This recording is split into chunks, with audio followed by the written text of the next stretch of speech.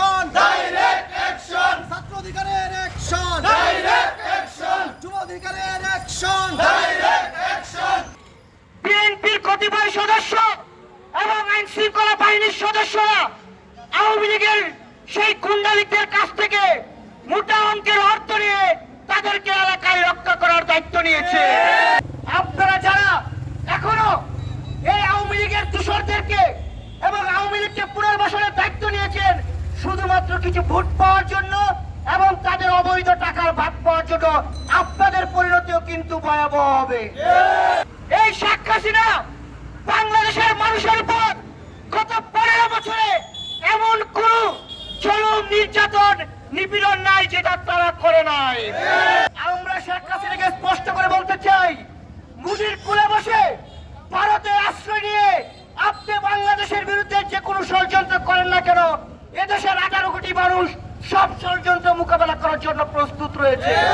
এই জুলাই গণঅভ্যুত্থানের মাধ্যমে আমরা যে নতুন বাংলাদেশ পেয়েছি, সেই বাংলাদেশে এখনো আমরা দেখছি যে জুলাই গণঅভ্যুত্থানে যারা হত্যাযজ্ঞ চালিয়েছিল, যারা আমাদের ভাইদের উপর গুলি চালিয়েছিল, যারা আমাদের ছাত্র জনতার উপর নির্মমভাবে হামলা করেছিল, তারা এখনো প্রকাশ্যে ঘুরে বেড়াচ্ছে।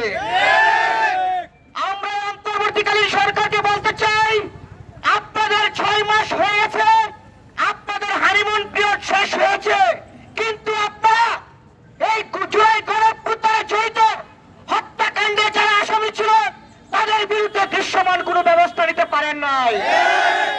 আমরা স্পষ্ট করে বলছি, এই ছাত্র জনতার উপর যারা গুলি চালিয়ে ক্ষমতায় টিকে থাকতে চেয়েছিল, যারা পুলিশ বাহিনীকে ব্যবহার করেছিল, যারা বিজিবিকে ব্যবহার করেছিল, যারা র্যাব সদস্যকে ব্যবহার করে এই জনগণের উপর গুলি চালিয়ে ক্ষমতায় থাকতে চেয়েছিল, তাদের বিচার করতে না পারা এই জুলাই আন্দোলনে 2000-এর বেশি শহীদদের রক্তের সাথে স্পষ্টত বেইমানি হবে।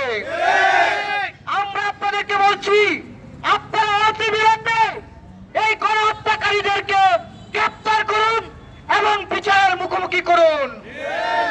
আমরা একটা বিষয় স্পষ্ট করে বলছি, এই শেখ হাসিনা বাংলাদেশের মানুষের উপর গত 15 বছরে এমন কোন জুলুম, নির্যাতন, নিপীড়ন নাই যেটা তারা করে নাই। আমরা দেখেছি তাদের দূষররা বাংলাদেশে এখনো সক্রিয় রয়েছে, তাদের বিরুদ্ধে প্রশাসন কোনো ব্যবস্থা নিচ্ছে না।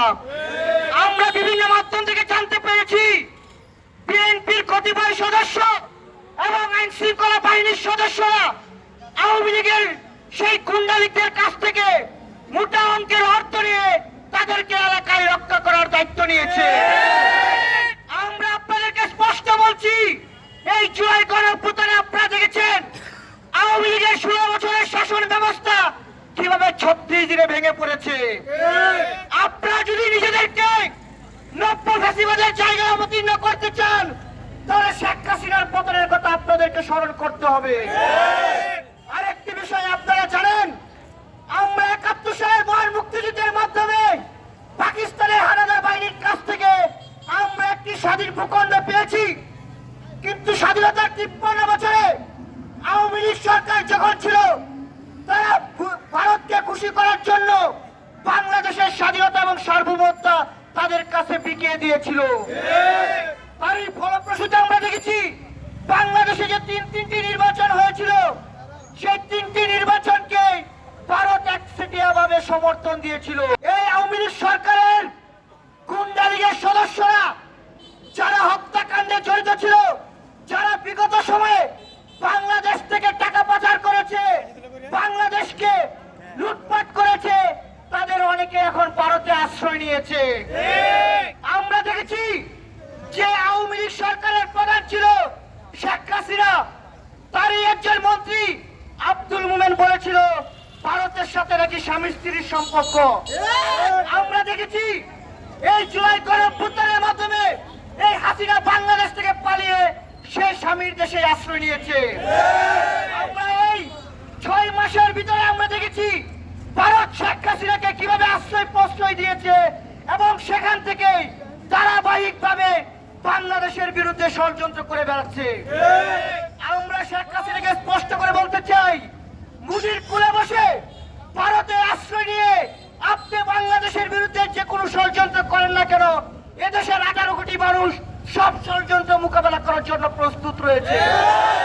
আমরা অন্তর্বর্তীকালীন সরকারের কতিপয় উপদেষ্টাকে বলবো, আপনাদেরকে ছাত্র জনতার রক্তের বিনিময়ে দায়িত্ব দেওয়া হয়েছিল, কিন্তু আপনারা সেই দায়িত্ব পালন করতে সম্পূর্ণরূপে ব্যর্থ হয়েছেন। আমরা দেখেছি আইন শৃঙ্খলা পরিস্থিতি এখন পর্যন্ত স্বাভাবিক করতে পারে নাই, অথচ এই স্বরাষ্ট্র উপদেষ্টা প্রতিদিনে তার চেহারা গণমাধ্যমে দেখায়। তাহলে তার কাজ কি গণমাধ্যমে চেহারা দেখানো, নাকি আইন শৃঙ্খলা পরিস্থিতি স্বাভাবিক করা? এটা আপনারা চিন্তা করুন। আমরা আরেকটি বিষয় বলতে চাই, এই অন্তর্বর্তীকালীন সরকারের কিছু উপদেষ্টা রয়েছে যারা সরকারের পৃষ্ঠপোষকতায় এবং সরকারি সহযোগিতায় তারা কিংস পার্টি করার চেষ্টা করছে। এটা স্পষ্টতই জুলাই আন্দোলনের শহীদদের রক্তের সাথে বেইমানি করার সামিল।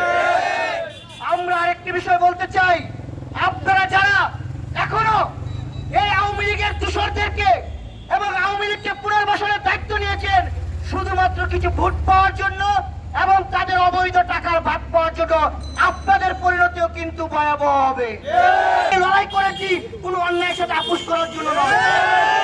যারা নব্য দখলদার এবং বালু ব্যবসার জন্য অবৈধভাবে নানান ধরনের অপকর্ম করে বেড়াচ্ছেন, আপনাদেরকে হুঁশিয়ার করে দিচ্ছি,